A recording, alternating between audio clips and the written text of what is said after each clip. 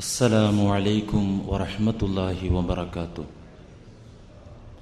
പടച്ച തമ്പുരാൻ നമ്മിൽ നിന്നും വന്നുപോയിരിക്കുന്ന സകല പാകപ്പിഴവുകളും വിട്ടുപുറത്തു മാപ്പാക്കി തരുമാറാകട്ടെ. അള്ളാഹുവിൻ്റെ പ്രീതിയോടെ ജീവിച്ച് പരിപൂർണമായ ഈമാനോടുകൂടെ അന്ത്യശ്വാസം വലിക്കാൻ അള്ളാഹു നമുക്കും നമ്മുടെ വേണ്ടപ്പെട്ടവർക്കും തൗഫീഖ് നൽകുമാറാകട്ടെ. നമ്മെയും നമ്മിൽ നിന്ന് മരണപ്പെട്ടു പോയവരെയും അള്ളാഹു നാളെ ജന്നാത്തുൽ ഫിർദൗസിൽ ഒരുമിച്ച് കൂട്ടിത്തരട്ടെ. പലവിധ രോഗങ്ങളിലൂടെ ക്ലേശിക്കുന്ന ധാരാളം സഹോദരന്മാർ നമുക്കിടയിലുണ്ട്. അള്ളാഹു സുബ്ഹാനഹു വ തആല അവർക്കൊക്കെ രോഗശമനവും സമാധാനവും നൽകുമാറാകട്ടെ. പ്രിയമുള്ള സഹോദരന്മാരെ, ഇസ്ലാം അനുവദിക്കുന്ന ആത്മീയ ചികിത്സകളെക്കുറിച്ചാണ് നാം സംസാരിച്ചു കൊണ്ടിരിക്കുന്നത്. തൗഹീദിലധിഷ്ഠിതമായ മന്ത്രങ്ങളും പരിശുദ്ധ ഖുർആൻ കൊണ്ടുള്ള ആത്മീയ ചികിത്സകളും സത്യവിശ്വാസികൾക്ക് അനുവദനീയമാണ് എന്ന് മാത്രമല്ല, അത് പുണ്യകരമായ സുന്നത്തായ കാര്യമാണെന്നുകൂടെ ഇവിടെ പറയുകയും നിങ്ങൾ കേൾക്കുകയും ചെയ്തു. തൗഹീദിലധിഷ്ഠിതമായ മന്ത്രങ്ങളും ഖുർആൻ കൊണ്ടുള്ള ആത്മീയ ചികിത്സകളും അത് നല്ല കാര്യമാകുന്നു, പുണ്യകരമായ കാര്യമാകുന്നു. നിരവധി ഹദീസുകളിലൂടെ നിങ്ങൾ ശ്രദ്ധിച്ചു കേട്ടു.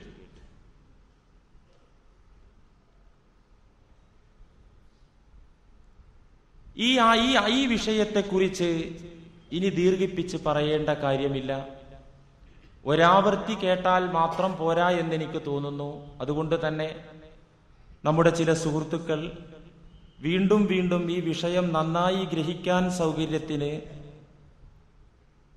CD റെക്കോർഡ് ചെയ്യുന്നുണ്ട്. അതൊരു ബിസിനസ് മെന്റാലിറ്റി അതിൻ്റെ പിന്നിലില്ല. അതിന് വരുന്ന ചിലവുകൾ മാത്രം കൊടുത്താൽ നിങ്ങൾക്കത് വീണ്ടും വീണ്ടും ശ്രദ്ധിച്ച് കേൾക്കാനും ഗ്രഹിക്കാനും സാധിക്കുമെന്ന് ഉണർത്തുന്നു. ഒരു ഭാഗത്ത് ഹദീസിന്റെ ഗ്രന്ഥങ്ങളിൽ മന്ത്രങ്ങളെ പ്രോത്സാഹിപ്പിക്കുകയും അനുവദിക്കുകയും ചെയ്യുന്ന തരത്തിൽ ധാരാളം നബിവചനങ്ങൾ നിങ്ങൾ കേട്ടു. എന്നാൽ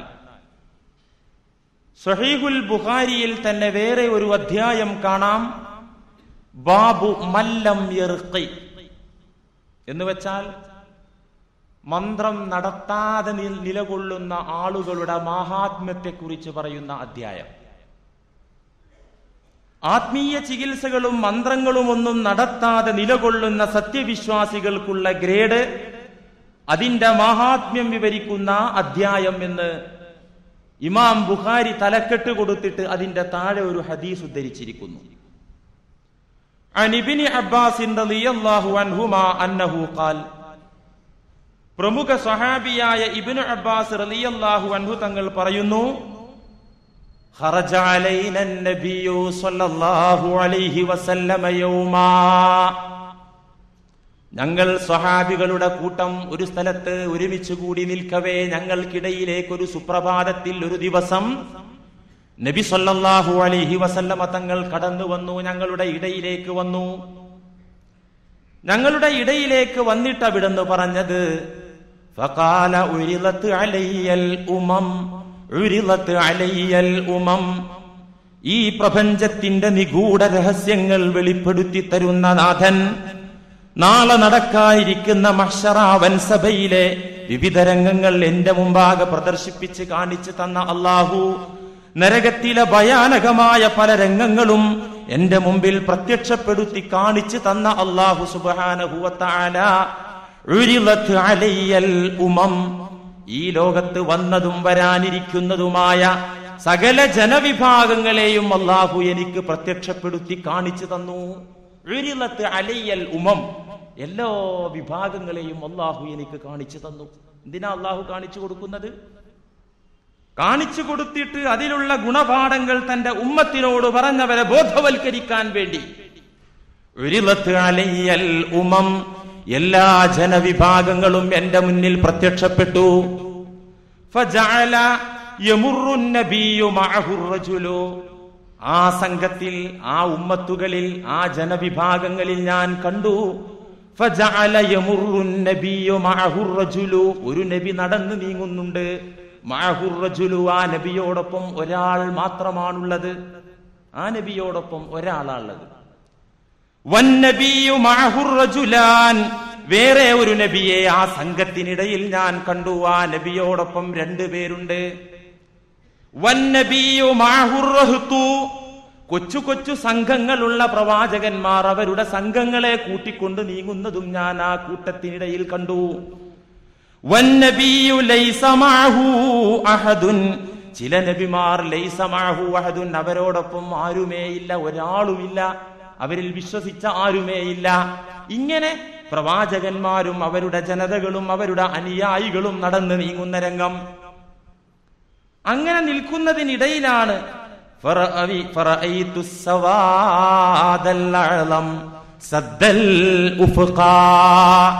ഞാൻ നോക്കിയത്, വലിയ ഒരു സംഘത്തെ ഞാൻ കണ്ടു. സദ്ദൽ ഉഫുഖ, ചക്രവാളത്തെ മറച്ചു കളഞ്ഞ നിലയിൽ, എന്ന് വെച്ചാൽ ഭൂമിയുടെ അപ്പുറഭാഗം കാണാത്ത നിലയിൽ ചക്രവാളത്തെ മറച്ചു കളയുന്ന നിലയിൽ വലിയ ഒരു ജനസഞ്ചയത്തെ ഞാൻ കണ്ടു.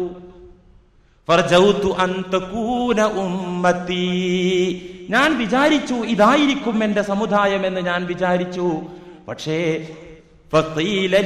ആ സമയത്ത് തന്നെ എന്നോട് പറയപ്പെട്ടു, എന്താ പറയപ്പെട്ടത്? ഹാദാ മൂസാ വ ഖൗമുഹു അലൈഹിസ്സലാം, ഇത് മൂസാ നബിയും അദ്ദേഹത്തിന്റെ ഇസ്രായേൽ സമുദായവുമാണ്, ഇസ്രായേലിയരുമാണ്, അല്ലാതെ അങ്ങയുടെ ഉമ്മത്തല്ല. ആ വലിയ ജനവിഭാഗത്തെ, ആ ജനസഞ്ചയത്തെ കണ്ടപ്പോൾ ഫറജൗതു അൻ തകൂന ഉമ്മത്തി, ഇതായിരിക്കും ഇക്കൂട്ടത്തിലെ എന്റെ ഉമ്മത്തെന്ന് ഞാൻ ധരിച്ചപ്പോഴേക്ക് ഫഖീല ഹാദാ മൂസാ വ ഖൗമുഹു. അങ്ങനെ നിൽക്കുമ്പോൾ സുമ്മ ഖീല ലീ ഉൻളുർ ഇലാ ഹൗലാഇ, എന്നോട് പറയപ്പെട്ടു അങ്ങോട്ട് നോക്കൂ, ഈ വിഭാഗത്തിലേക്ക് നോക്കൂ. ഫറഅയ്തു സവാദൻ കസീറാ സദ്ദൽ ഉഫുഖ, ഇതിലും വലിയ ഒരു ജനകോടികളെ, ജനസഞ്ചയത്തെ ഞാൻ ആദ്യം കണ്ട ആ ജനക്കൂട്ടത്തിലേറെ വലിയ ഒരു ജനക്കൂട്ടത്തെ ഞാൻ രണ്ടാമത് കണ്ടു.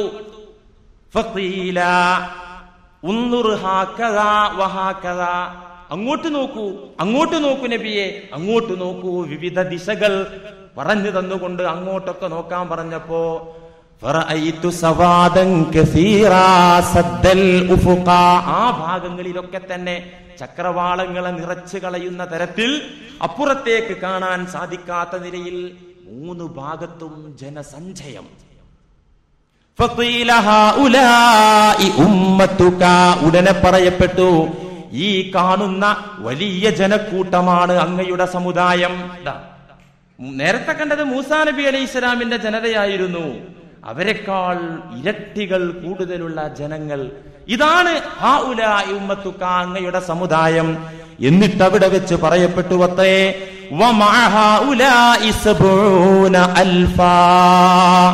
ഇത്രയും വലിയ ജനസഞ്ചയത്തിനിടയിൽ നിന്ന് ഈ കൂട്ടത്തിൽ 70,000 ആളുകളുണ്ട്. ഈ വലിയ ജനക്കൂട്ടത്തിൽ 70,000 ആളുകളുണ്ട്.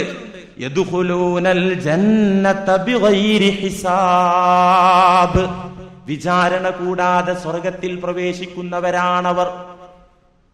അങ്ങയുടെ ഈ വലിയ ഉമ്മത്തിനെ കണ്ടില്ലേ?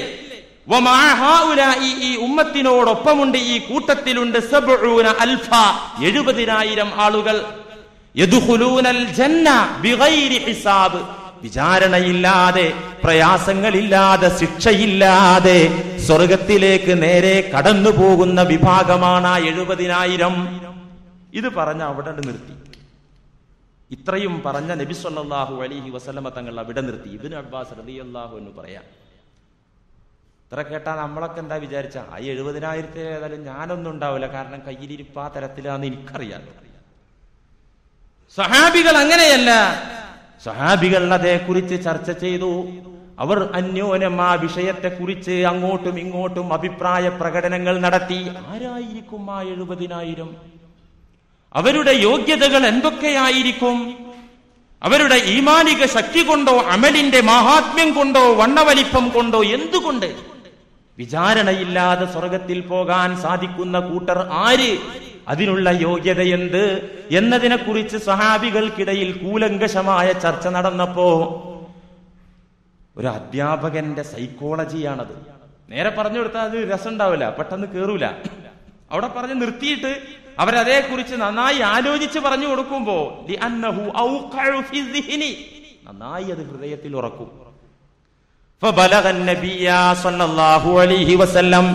ഈ വാർത്ത നബി തങ്ങൾ അറിഞ്ഞു. അവർ ഈ വിഷയത്തിൽ ചർച്ച നടത്തുന്നുണ്ടെന്ന വിവരം അറിഞ്ഞപ്പോ ഫഖാല റസൂലുള്ളാഹി സ്വല്ലല്ലാഹു അലൈഹി വസല്ലം ഹുമുല്ലദീന ലാ യതതയ്യറൂൻ വലാ യസ്തർഖൂൻ വലാ യക്തവൂൻ വഅലാ റബ്ബിഹിം യതവക്കലൂൻ.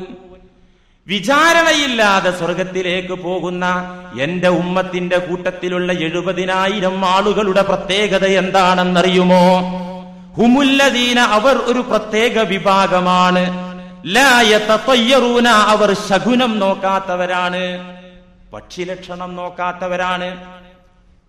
രാവിലെ വീട്ടിൽ നിന്നിറങ്ങിയപ്പോ പക്ഷി ഇടത്തേക്ക് പറന്നോ, ഇന്ന് ഈ പണി പറ്റില്ല, വലത്തേക്ക് പറന്നോ, ഇന്നത് ഓക്കെയാണ് എന്നിങ്ങനെയുള്ള ജാഹിലിയത്തിന്റെ സംസ്കാരം അവരിലുണ്ടാവുകയില്ല.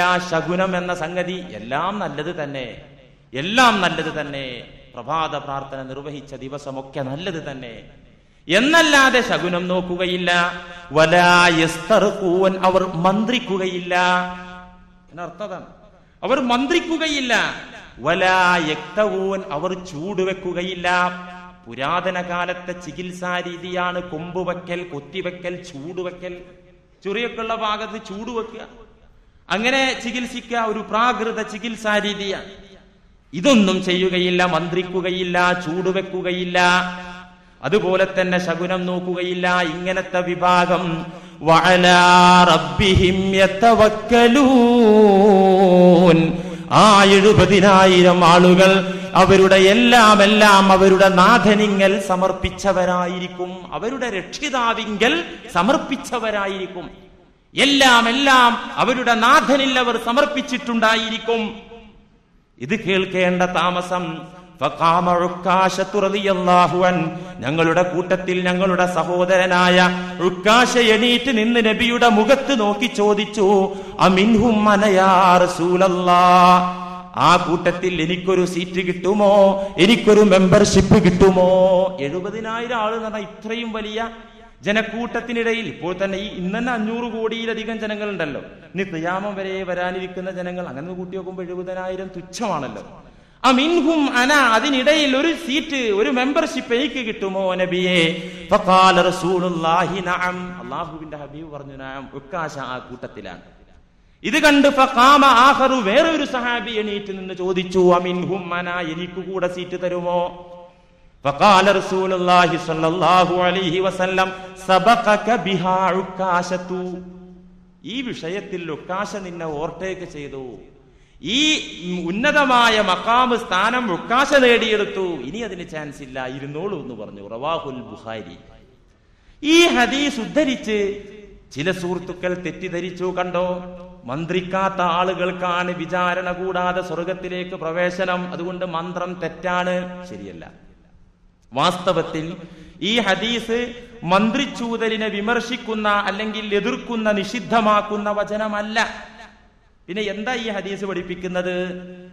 ഈ ഹദീസ് പഠിപ്പിക്കുന്നത് തവക്കുലിന്റെ ഉയർന്ന തലമാകുന്നു പഠിപ്പിക്കുന്നത്. തവക്കുലിന്റെ ഉയർന്ന തലം എന്ന് വെച്ചാൽ, അഥവാ അർപ്പണബോധത്തിൽ അള്ളാഹുവിങ്കൽ ഒരു അബ്ദ്, ഒരു ദാസൻ തന്റെ പ്രശ്നങ്ങളെല്ലാം അർപ്പിക്കുന്ന വിഷയത്തിൽ ഉന്നത തലങ്ങളിൽ, അത്യുന്നതങ്ങളിൽ എത്തിപ്പെട്ടു കഴിഞ്ഞാൽ, തവക്കുലിന്റെ വിഷയത്തിൽ ഒരു മുഅ്മിനായ മനുഷ്യൻ ഉന്നത തലത്തെത്തിപ്പെട്ടു കഴിഞ്ഞാൽ ആ മനുഷ്യൻ തെറ്റായ ശകുനം നോക്കലിലേക്കോ അനുവദിക്കപ്പെട്ട ചികിത്സാ സമ്പ്രദായങ്ങളിലേക്കോ നോക്കുകയില്ല.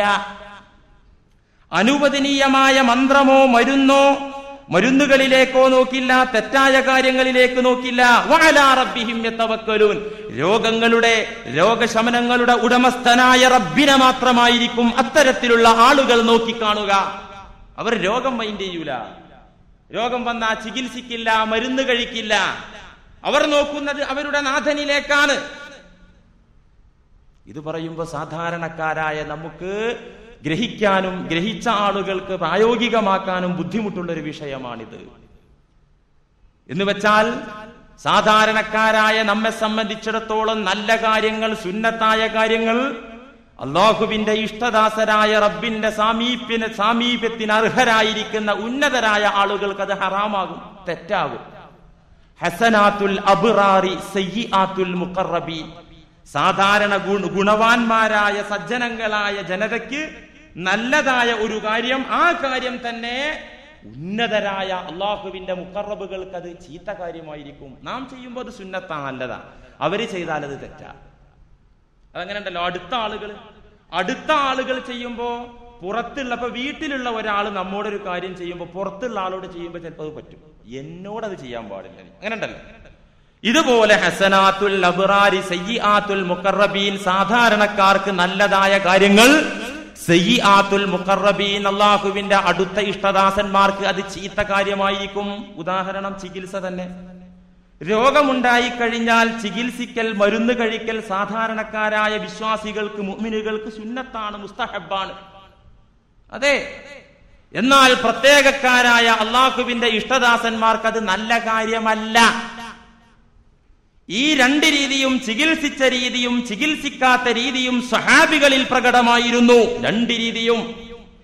അവർ എവിടെ നിന്നിത് പഠിച്ചു? മുസ്തഫായ നബി സല്ലല്ലാഹു അലൈഹി വസല്ലമ തങ്ങളിൽ നിന്ന് തന്നെയാണ് അവർ ഈ രണ്ട് റൂട്ടും പഠിച്ചത്.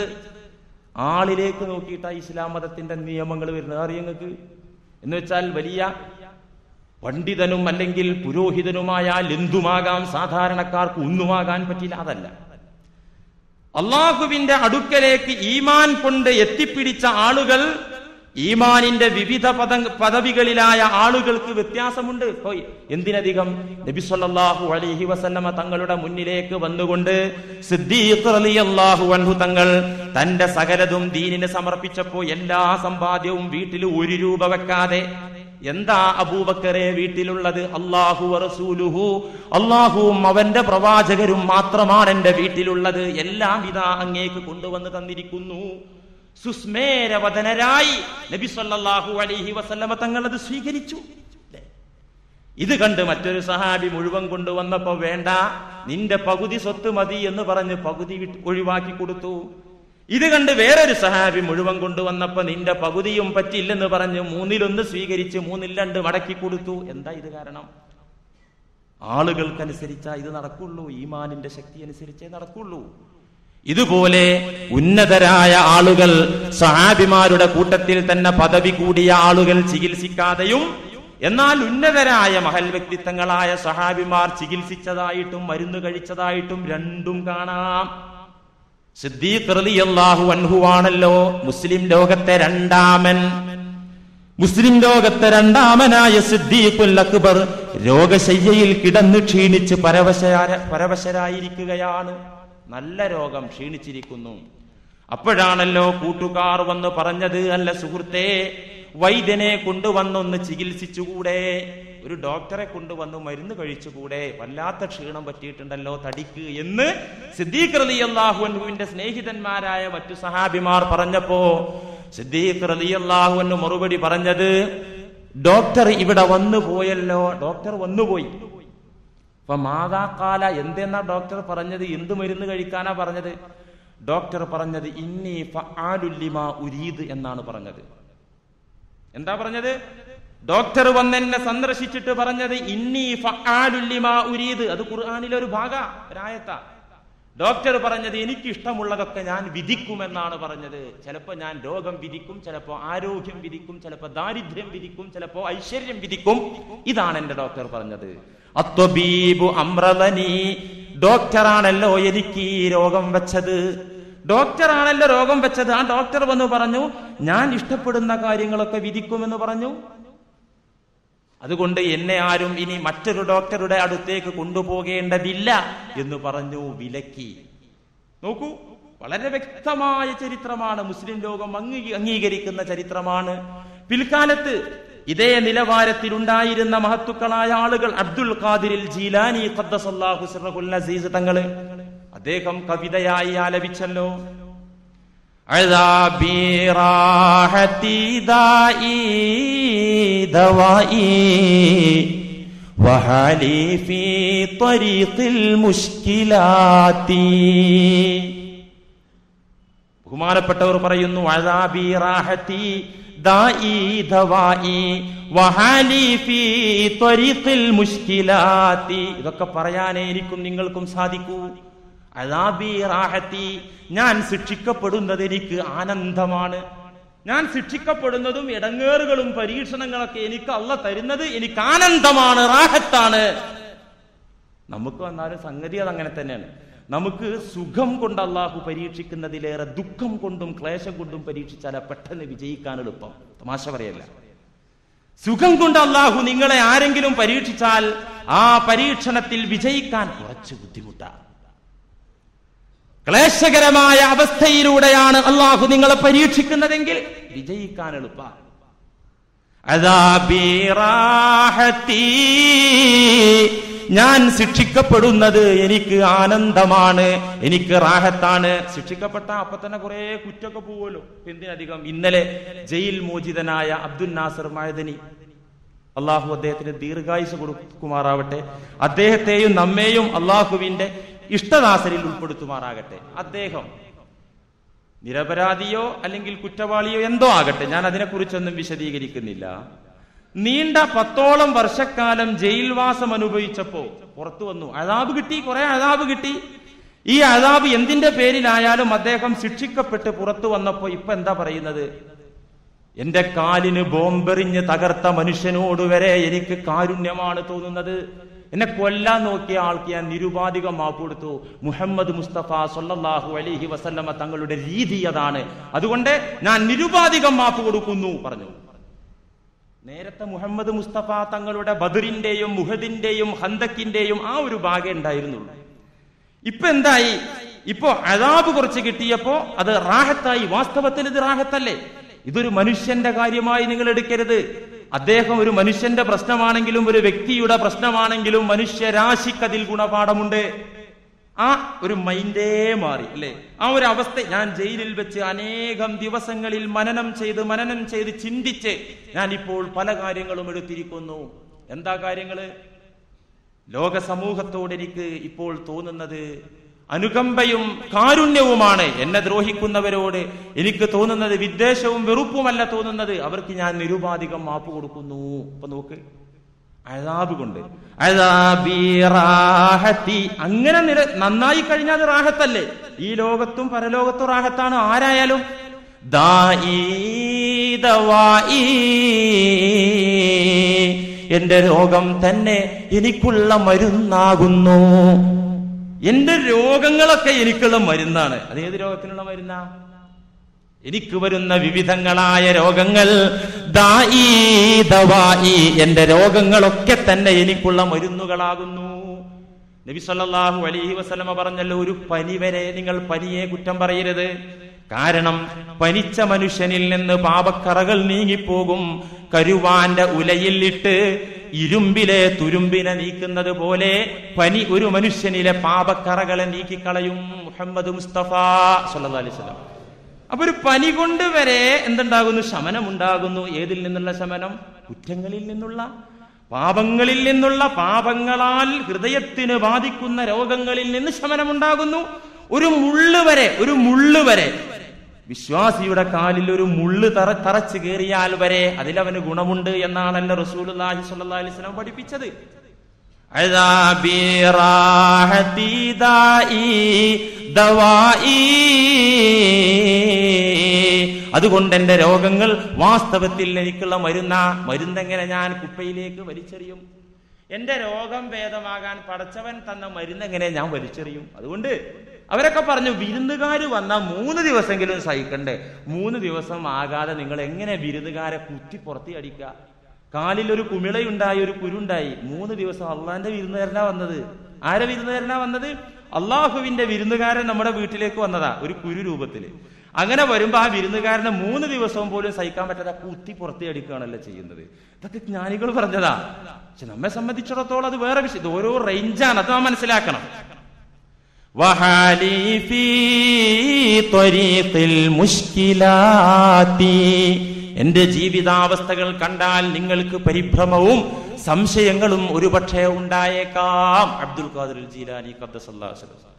അപ്പൊ പറഞ്ഞു വന്നത്, പ്രിയപ്പെട്ടവരെ, ഈ ഹദീസ് ഇമാം ബുഖാരി ഉദ്ധരിച്ചിരിക്കുന്ന ഈ ഹദീസ് തൗഹീദിന്റെ, തവക്കുലിന്റെ, അർപ്പണത്തിന്റെ, യഖീനിന്റെ ഉന്നതമായ മേഖലകളെ കുറിച്ചാണ് അവിടെ സംസാരിക്കുന്നത്. അത്തരത്തിലുള്ള ആളുകൾ ലാ യക്തവൂൻ, അന്നത്തെ ചികിത്സാ രീതിയിൽപ്പെട്ട ചൂടുവെക്കൽ നടത്തൂല, അന്നത്തെ ചികിത്സാ രീതിയായിരുന്ന മന്ത്രം അവർ നടത്തൂല, തെറ്റായ രീതികളിലേക്കും അവർ പോവുകയില്ല. വഅലാ റബ്ബിഹിം യതവക്കലൂൻ.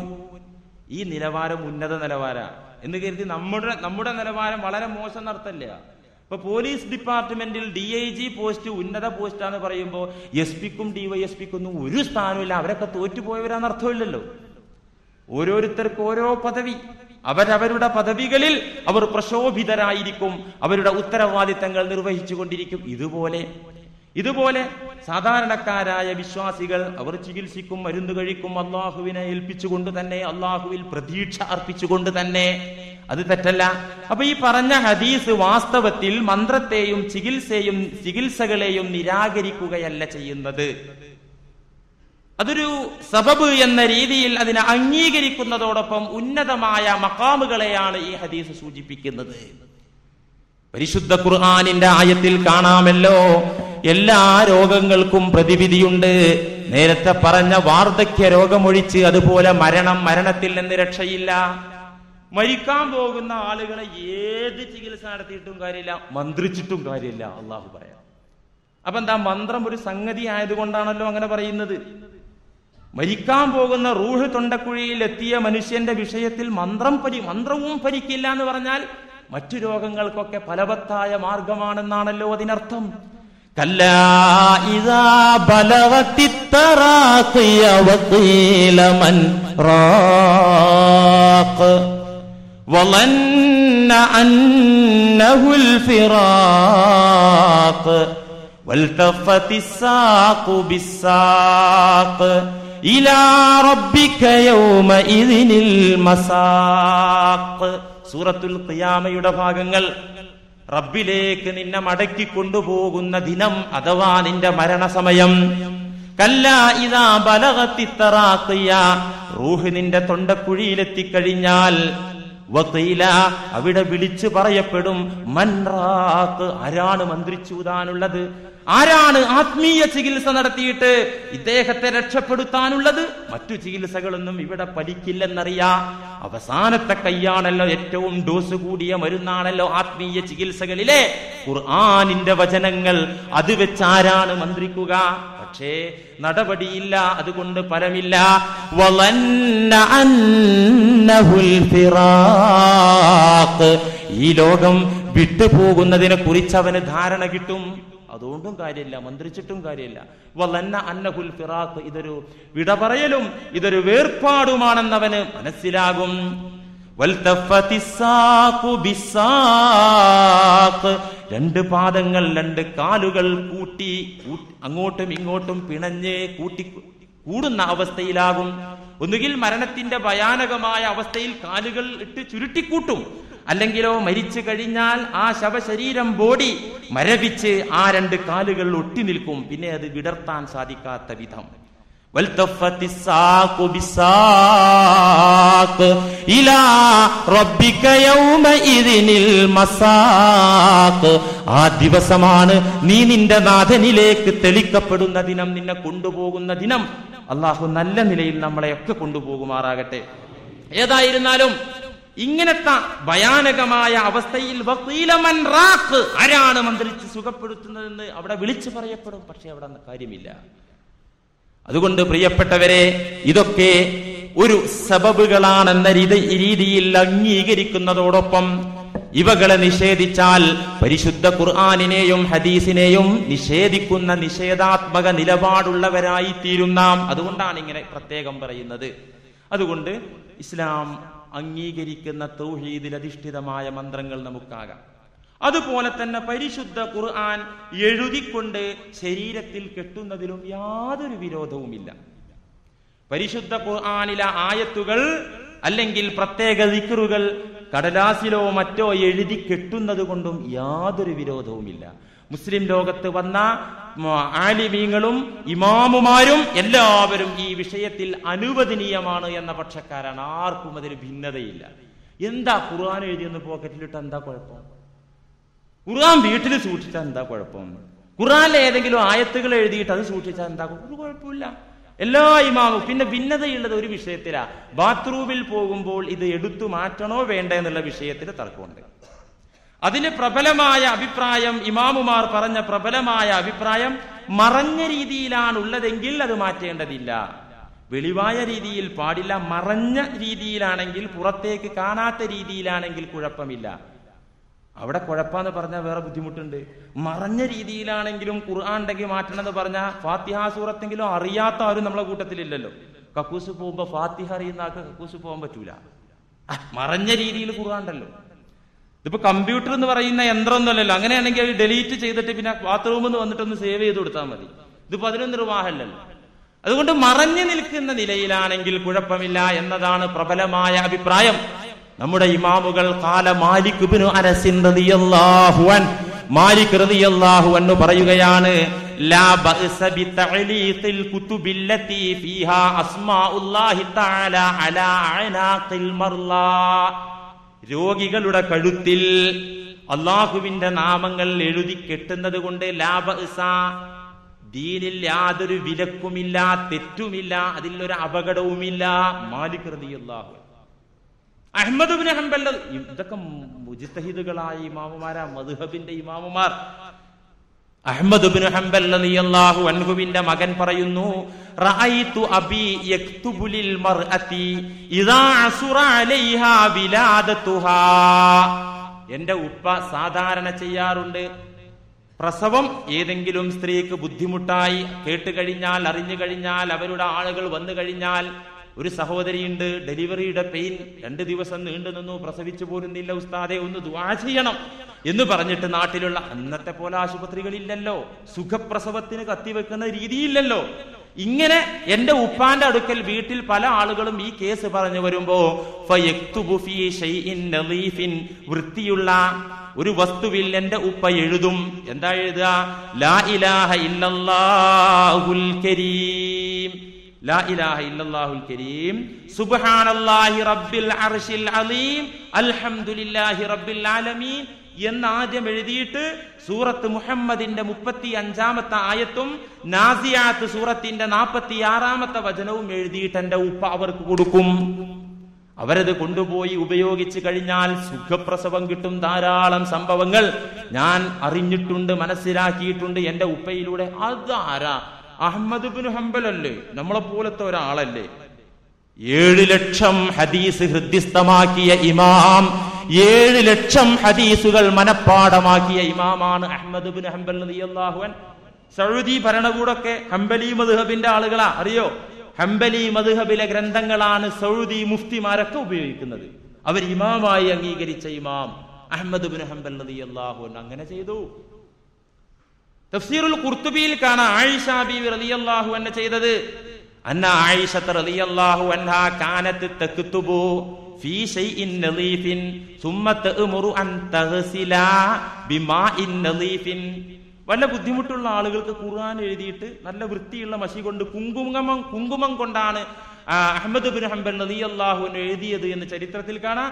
ആയിഷ ബീവി ഇതുപോലെ തന്നെ വൃത്തിയുള്ള പാത്രത്തിൽ ഫീ ഇനാഇൻ നളീഫിൻ, വൃത്തിയുള്ള പാത്രത്തിൽ വൃത്തിയുള്ള മഷി കൊണ്ട് ഖുർആൻ എഴുതും. എന്നിട്ട് കൽപ്പിക്കും, അത് കഴുകിയിട്ട് കുടിച്ചോളൂ. അതുകൊണ്ട് ഒരു അപകടമില്ല. അള്ളാന്റെ കലാം എഴുതിയിട്ട് കുടിച്ചോണ്ട് എന്താ അപകട? അള്ളാഹ് ഇതിന്റെ ബറക്കത്ത് കൊണ്ട് ശിഫ ആക്കുകയാണെങ്കിൽ ആക്കിക്കോട്ടെ എന്നുള്ള രീതിയിൽ ആയിഷ ബീവി റളിയല്ലാഹു അൻഹ ഇങ്ങനെ ചെയ്തിരുന്നു ധാരാളം സന്ദർഭങ്ങളിൽ. അലി റളിയല്ലാഹു അൻഹുവിന്റെ അനുവാദത്തോടെയും അംഗീകാരത്തോടെയും കൂടെ ആയിഷ ബീവി ഇത് ചെയ്തതായി ഇവിടെ പല സംഘടനകളും ഉയർത്തിക്കാണിക്കുന്ന ലോകപണ്ഡിതനായ ഇബ്നു തൈമിയ പോലും അദ്ദേഹത്തിന്റെ ഫത്താവയിൽ രേഖപ്പെടുത്തിയിരുന്നു. ഇങ്ങനെ ഖുർആൻ എഴുതിയിട്ട് രോഗികൾക്ക് കലക്കി കൊടുത്തിരുന്നു ആര്? അലി റളിയല്ലാഹു അൻഹും ഫാത്തിമ ബീവിയും ചെയ്തിരുന്നു എന്നത് ഇബ്നു തൈമിയ തന്റെ ഫത്താവയിൽ രേഖപ്പെടുത്തിയതായിട്ട് കാണാം. ഇങ്ങനെ ഒരുപാട് സംഭവങ്ങളുണ്ട്. ഈ കൂടുതൽ തെളിവുകളിലേക്കൊന്നും പോകേണ്ട കാര്യമില്ല. നിങ്ങൾക്ക് ബുദ്ധിയുള്ള ആളുകൾക്ക് മനസ്സിലാക്കാൻ ഇത് തന്നെ ധാരാളമാണ്. അല്ല ഉസ്താദെ, അബൂദാവൂദിൽ ഒരു ഹദീസ് ഉണ്ടല്ലോ, ഏലസും മന്ത്രവും ശിർക്കാകുന്നു എന്ന ഹദീസ് ഉണ്ടല്ലോ. ഉണ്ട്, അങ്ങനെയുണ്ട്. അബൂദാവൂദിൽ ഒരു ഹദീസ് ഉണ്ട്, ഏലസും മന്ത്രവും ശിർക്കാകുന്നു. ഇമാം അഹ്മദ് ഉദ്ധരിച്ച വേറെ ഒരു ഹദീസിൽ കാണാം, 10 പേർ മുസ്തഫായ നബി തങ്ങളുടെ മുന്നിലേക്ക് പരിശുദ്ധ ഇസ്ലാം സ്വീകരിക്കാൻ വേണ്ടി കടന്നു വന്നു. 10 ആളുകൾ, അവർ മുശ്രിക്കുകളായിരുന്നു. ഈ 10 ആളുകൾ കയറി വന്നപ്പോ 9 പേർക്കും റസൂലുള്ളാഹി തങ്ങൾ ഷഹാദത്ത് കലിമ ചൊല്ലിക്കൊടുക്കുകയും അവരിൽ നിന്ന് ബൈഅത്ത് അനുസരണ പ്രതിജ്ഞ അവിടെ നടത്തുകയും ചെയ്തു. ഒരാളെ മാറ്റി നിർത്തി. 10 പേര് വന്നപ്പോ 9 പേർക്കും ഷഹാദത്ത് കലിമ ചൊല്ലിക്കൊടുത്ത് അവരെ ഇസ്ലാമിലേക്ക് സ്വീകരിച്ചപ്പോൾ ഒരാളെ മാറ്റി നിർത്തി. എന്തേ ഹബീബെ ആ മനുഷ്യനെ മാറ്റി നിർത്തിയതെന്ന് ചോദിച്ച സമയത്ത് ചില ആളുകൾ, സഹാബികൾ ചോദിച്ച സമയത്ത് അവരുടെ ചോദ്യത്തിന് മറുപടിയായി നബി സല്ലല്ലാഹു അലൈഹി വസല്ലം പറഞ്ഞു, അയാളുടെ കഴുത്തിൽ ലേലസുണ്ട്. അയാളുടെ കഴുത്തിൽ ഏലസുണ്ട്. ആ ഏലസ് പൊട്ടിച്ചെറിഞ്ഞപ്പോഴാണ് നബി സല്ലല്ലാഹു അലൈഹി വസല്ലമ തങ്ങൾ ആ സഹോദരന് ഷഹാദത്ത് കലിമ ചൊല്ലിക്കൊടുത്തതും പരിശുദ്ധ ദീനിൽ മെമ്പർഷിപ്പ് നൽകിയതും. ശരിയാണ്. പക്ഷേ ഈ ഏലസ് ശിർക്കിന്റെ വാചകങ്ങൾ കുത്തി നിറച്ച ഏലസായിരുന്നു. ലാത്തയെയും ഉസ്സയെയും മനാത്തയെയും ഹുബുലുൽ അയലയെയും വെച്ചുകൊണ്ട് അവരിൽ സഹായം അഭ്യർത്ഥിക്കുന്ന ഏലസുകളായിരുന്നു. മന്ത്രങ്ങളും നബി തങ്ങൾ വിലക്കിയത് ശിർക്കിന്റെ മന്ത്രങ്ങളെയായിരുന്നു. ഈ ജാഹിലിയ കാലത്ത് ജീവിച്ച മുശ്രിക്കുകൾ എഴുതി കിട്ടിയ ഏലസ് ഖുർആൻ എഴുതിയ ഏലസാകാൻ ഏതായാലും നിർവാഹമില്ലല്ലോ, ഉണ്ടോ? അല്ല. അവരെഴുതി കിട്ടുന്ന ഏലസ് ഏതാ? അത് വിഗ്രഹങ്ങളുടെ പേരെഴുതിയ ഏലസ്. തെറ്റാണ്, അങ്ങനെ പാടില്ല. ഇന്ന് അതേപോലെ തന്നെ ജ്യോത്സ്യന്മാര്, അനിസ്ലാമിക പ്രവണതകൾ നടത്തുന്ന ആളുകൾ, അവരിൽ നിന്ന് കിട്ടുന്ന ഏലസ് അണിയൽ ഹറാമാണ്, ശിർക്കാണ്. അത് കെട്ടിയ ആ റഹ്മത്തിന്റെ മലക്ക് നിന്റെ വീട്ടിലേക്ക് വരെ വരൂല. നിങ്ങൾ ആരും സംശയിക്കണ്ട. പരിശുദ്ധ ഖുർആൻ, നബി സല്ലല്ലാഹു അലൈഹി വസല്ലമ തങ്ങൾ പഠിപ്പിച്ച ദിക്റുകൾ, ഇത് നമുക്ക് ചെയ്യാവുന്നതാണ്. ഇതിന് യാതൊരു വിരോധവും കുഴപ്പമില്ല. ഖുർആൻ എഴുതി കെട്ടൽ തെറ്റാണെന്ന് പറയുന്ന ഒരു ഹദീസോ ആയത്തോ ഒരു ഇമാമിന്റെ വാക്കോ എവിടെയും ഞാൻ ഇതുവരെ കണ്ടില്ല. ബഹുമാനപ്പെട്ട ജനങ്ങൾ, സഹോദരന്മാർ ആരെങ്കിലും കണ്ടിട്ടുണ്ടെങ്കിൽ അത് എനിക്കു കൂടെ കാണിച്ചു തരണമെന്ന് വളരെ വിനയത്തോടുകൂടെ ഈ സമയത്ത് നിങ്ങളോട് ആവശ്യപ്പെടാൻ. പിന്നെ കാണിച്ചെന്നോ ഇപ്പൊ കാണിച്ചു തരണ്ട. ഇതുപോലെ ചില ആളുകൾ വരച്ച് ചികിത്സിക്കുന്ന ആളുകളുണ്ട്. വരച്ച് ചികിത്സിക്കുക, കളൊക്കെ വരച്ചിട്ട് അതിൽ പ്രത്യേക ചിത്രമൊക്കെ വരച്ചിട്ട് ഇങ്ങനെ ഒരു ചികിത്സാ സമ്പ്രദായം. ഇതും പൂർണ്ണമായി തെറ്റെന്ന് പറഞ്ഞുകൂടാ. അതിന് നമുക്ക് ഹദീസ് ആധാരമാക്കണമല്ലോ. നബി സല്ലല്ലാഹു അലൈഹി വസല്ലമ തങ്ങൾ ആ വിഷയത്തെ കുറിച്ച് പറഞ്ഞത് സ്വഹീഹ് മുസ്ലിമിൽ കാണാം. അൻ മുആവിയത ബിനുൽ ഹക്കമി റളിയല്ലാഹു അൻ, പ്രമുഖ സഹാബി മുആവിയത്ത് ബിനുൽ ഹക്കം റളിയല്ലാഹു അൻഹു പറയുകയാണ്, ഖുൽതു യാ റസൂലല്ലാഹ് ഇന്നി ഹദീസു വഹദിൻ ബിജാഹിലിയ. നബിയേ, ജാഹിലിയ കാലത്ത് ഇസ്ലാമിലേക്ക് ഞങ്ങളൊക്കെ വരുന്നതിന്റെ മുമ്പുണ്ടായ ചില വാർത്തകളെ കുറിച്ച് ഞാൻ ചോദിക്കാൻ പോവുകയാണ് നബിയെ. ആര്? മുആവിയത്ത് ബിനുൽ ഹക്കം റളിയല്ലാഹു അൻഹു നബിയോട് പറയാണ്, ജാഹിലിയ കാലത്ത് ഞങ്ങൾ ജീവിച്ച അവസ്ഥയും ഇപ്പൊ ജീവിച്ച അവസ്ഥയും, വഖദ് ജാ അല്ലാഹു തആല ബിൽ ഇസ്ലാം. ജാഹിലിയ കാലത്ത് അജ്ഞതയുടെ അന്ധകാരങ്ങളിൽ തപ്പിത്തടഞ്ഞ് ജീവിച്ച ഞങ്ങൾ അള്ളാഹുവിന്റെ അനുഗ്രഹത്താലെ ഇസ്ലാമിന്റെ വെളിച്ചത്തിലെത്തിപ്പെട്ടു. പക്ഷേ കുറച്ച് സംശയമുണ്ട് നബിയെ. നമ്മുടെ കൂട്ടത്തിൽ ചില ആളുകൾ പഴയ സംസ്കാരം പൂർണ്ണമായി മാറ്റാൻ തയ്യാറാകുന്നില്ല. വഇന്ന മിന്നാ റിജാലൻ യഅ്തൂനൽ കുഹാന. നബിയെ, ഞങ്ങളുടെ കൂട്ടത്തിൽ ചിലർ ഇപ്പോഴും ജ്യോത്സ്യന്മാരെ സമീപിക്കുന്നവരുണ്ട്. ഇസ്ലാമിലേക്ക് എത്തിപ്പെട്ടിട്ടും ഉണ്ട് നബിയെ. ജാഹിലിയ കാലത്ത് ശീലിച്ച ആ ശീലമാണ്.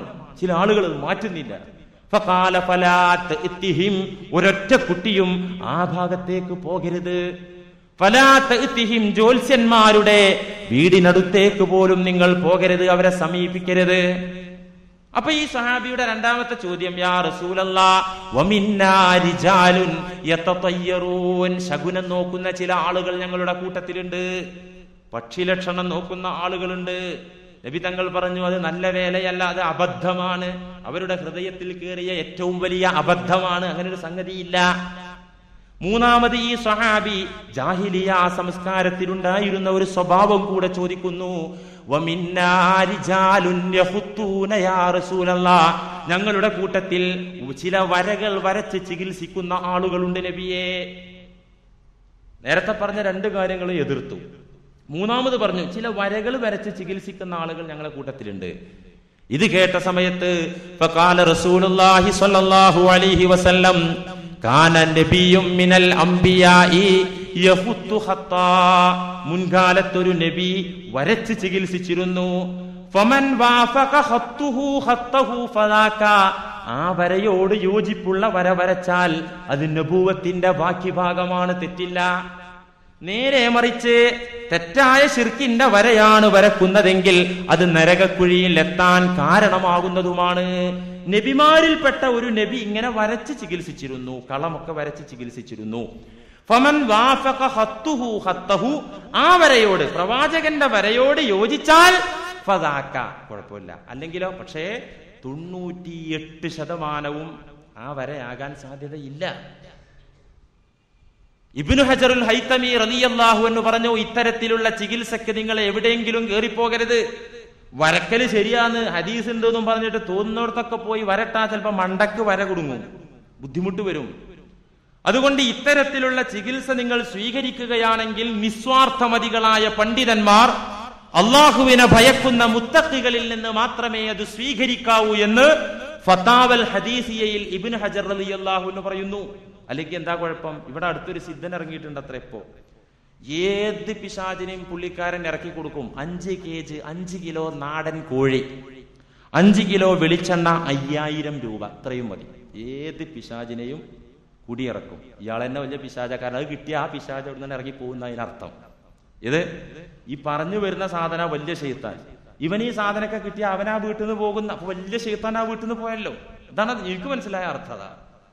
ഈ തരത്തിൽ തോന്നുന്ന ഈ രീതിയിലുള്ള തട്ടിപ്പിന് നിങ്ങൾ വിധേയരാകാതിരിക്കാൻ നബി സല്ലല്ലാഹു അലൈഹി വസല്ലം തങ്ങൾ വളരെ വളരെ ഗൗരവത്തോടുകൂടെ, ഇത് എത്ര ശതമാനം ഉണ്ടെന്ന് നമുക്ക് ഓർത്താൽ തന്നെ പറ്റും. നബി തങ്ങൾ ഈ വരെയൊന്നും പഠിപ്പിച്ചു തന്നിട്ടില്ല. ഇല്ല, മുൻകാല വേദങ്ങളിൽ വന്ന ചില കാര്യങ്ങളെ സ്ഥിരീകരിക്കുകയും അംഗീകരിക്കുകയും ചെയ്യുന്നതോടൊപ്പം എന്നാൽ പരിശുദ്ധ ഖുർആന്റെ ആശയ വ്യാപ്തിയിൽ അത് ഉൾക്കൊള്ളുമെന്നത് വേറെ സത്യം. ഒരു സഹാബിക്കുന്ന വരച്ചോ, പനിക്കുള്ള വര, ജിന്ന് കൂടിയതിനുള്ള കളം, അങ്ങനെ കേട്ടിട്ടില്ല, ഞാൻ കണ്ടിട്ടില്ല. എന്നാൽ ഉലമാ പഴയ കാലത്തെ ആ ഒരു വേദങ്ങളിലെ ഇൽമിന്റെ അടിസ്ഥാനത്തിൽ ചില ആലിമുകൾ ഇത് ചില കിതാബുകളിൽ രേഖപ്പെടുത്തിയിട്ടുണ്ട്. ഇത് കൈകാര്യം ചെയ്യുന്ന ആളുകൾ ആരായിരിക്കണം? തികഞ്ഞ മുത്തഖികളായിരിക്കണം, അള്ളാഹുവിനെ ഭയക്കുന്നവരായിരിക്കണം. ഇൻഷാ അല്ലാഹ് ഇനി ഇതിന്റെ ബാക്കി ഭാഗം അനുബന്ധം എന്നോണം ഇത്തരത്തിലുള്ള കാര്യങ്ങൾ, ആത്മീയ ചികിത്സകൾ, ഖുർആൻ ഓതി മന്ത്രിക്കാനുള്ള യോഗ്യതകൾ എന്തൊക്കെ, ചികിത്സാരിക്കുണ്ടാകേണ്ട ക്വാളിഫിക്കേഷൻ എന്തൊക്കെ എന്നുകൂടെ നിങ്ങൾ മനസ്സിലാക്കിയിട്ട് ഇതേക്കുറിച്ചൊരു അന്തിമ തീരുമാനത്തിൽ നിങ്ങൾ എത്തിപ്പെടാൻ പാടുള്ളൂ. ഇപ്പൊ ഞാൻ പറഞ്ഞത് കേട്ടിട്ട് നിങ്ങളൊരു തീരുമാനം എടുക്കരുത്. 1-2 വെള്ളിയാഴ്ചകൾ കൊണ്ട് ഇൻഷാ അല്ലാഹ് ഇത് പൂർത്തിയാകും. പൂർത്തിയായി കഴിഞ്ഞാൽ നിങ്ങൾക്കൊരു തീരുമാനം എടുക്കാം. എന്ത് വേണം, ഏതൊക്കെ രീതിയിൽ ആത്മീയ ചികിത്സ നടത്താം, നടത്താതിരിക്കാം എന്നുള്ളതിനെ കുറിച്ച് നിങ്ങൾക്ക് തീരുമാനമെടുക്കാം. പെട്ടെന്ന് നിങ്ങൾ മുഴുവിച്ച് കേൾക്കുന്നതിന്റെ മുമ്പ് ഒരു തീരുമാനത്തിൽ എത്തരുത്. കാരണം ഒറ്റ സദസ്സിൽ ഇത് പറഞ്ഞ് ഏതാണ്ട് ഒരു 3-4 മണിക്കൂർ വെച്ച് ചുരുക്കി പറയേണ്ട വിഷയമാണ്. അതിന് സാധിക്കാത്തത് കൊണ്ട് ഘട്ടം ഘട്ടമായി പറയുന്നു എന്ന് മാത്രം. ഇൻഷാ അല്ലാഹ് ഇതിന്റെ ബാക്കി ഭാഗം കൂടെ നിങ്ങൾ കേൾക്കുക. അല്ലാഹു സുബ്ഹാനഹു വ തആല സത്യത്തെ സത്യമായി മനസ്സിലാക്കാൻ തൗഫീഖ് നൽകുമാറാകട്ടെ. അബദ്ധങ്ങളിൽ നിന്നും തെറ്റിദ്ധാരണകളിൽ നിന്നും അള്ളാഹു നമ്മെ ഏവരെയും കാത്തുരക്ഷിക്കുമാറാകട്ടെ. പരിശുദ്ധ ഖുർആനും തിരുസുന്നത്തും എന്താണോ പഠിപ്പിച്ചു തന്നത് അത് യഥാവിധി ഉൾക്കൊള്ളാനുള്ള മനസ്സ്, സന്മനസ് അല്ലാഹു സുബ്ഹാനഹു വ തആല നമുക്ക് നൽകുമാറാകട്ടെ. വആഖിറു ദഅവാന അനിൽ ഹംദുലില്ലാഹി റബ്ബിൽ ആലമീൻ. അസ്സലാമു അലൈക്കും വറഹ്മത്തുള്ളാഹി.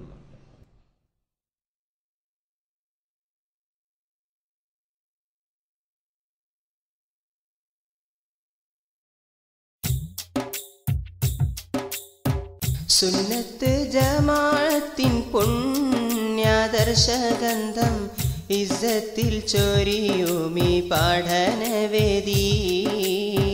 സത്യാദർശമിൽ നിത്യാവേശ പ്രവാസികൾ സത്യം ഗ്രഹിക്കും സുന്നി പഠനവേദി. സുന്നത്ത് ജമാഅത്തിൻ പുണ്യാദർശഗന്ധം ഇസ്സത്തിൽ ചൊരിയുമീ പഠനവേദി. സത്യാദർശമിൽ നിത്യാവേശ പ്രവാസികൾ സത്യം ഗ്രഹിക്കും സുന്നി പഠനവേദി.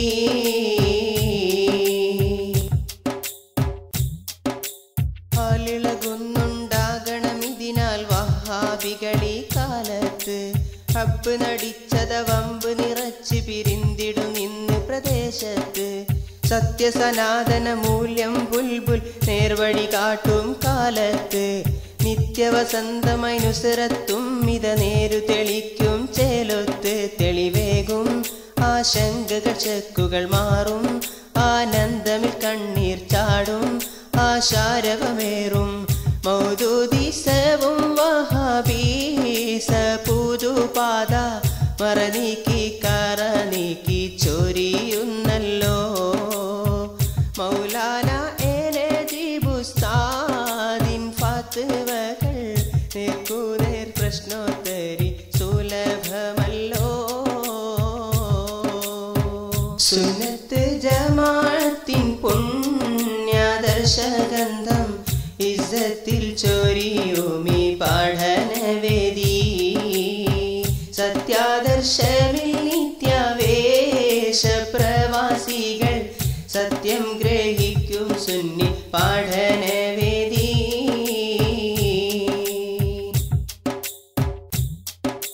കേരള സുന്നി ക്ലാസ് റൂം അന്തസ്സേറ്റി രസിച്ചിത വന്നാട്ടെ. സുന്ന ജമാഅത്താദർശ കുളിരിൻ തണലേകി വിടർന്നാട്ടെ. കൺമണി മൗലാന മകമനമിൽ പൊലിവ് മികന്ത് നിറഞ്ഞാട്ടെ. ബുൽബുൽ പാടും പാട്ടുകളെന്നുമേ നെഞ്ചിലൊതിച്ച് മൊളിന്താട്ടെ. ഫർഹല്ലേ തീ നിത്യവസന്തമിതല്ലേ. സംസ്ഥാന മികന്തുതിവല്ലേ ലജിനത്തൊളിവല്ലേ. മൗദൂദീസവും വഹാബീസ പുതുപാത മറനീക്കി കറ നീക്കി ചൊരിയുന്നല്ലോ. മൗലാന എനജിബുസ്താദിൻ ഫത്വകൾ നേർക്കുനേർ പ്രശ്നോത്തരി സുലഭമല്ലോ.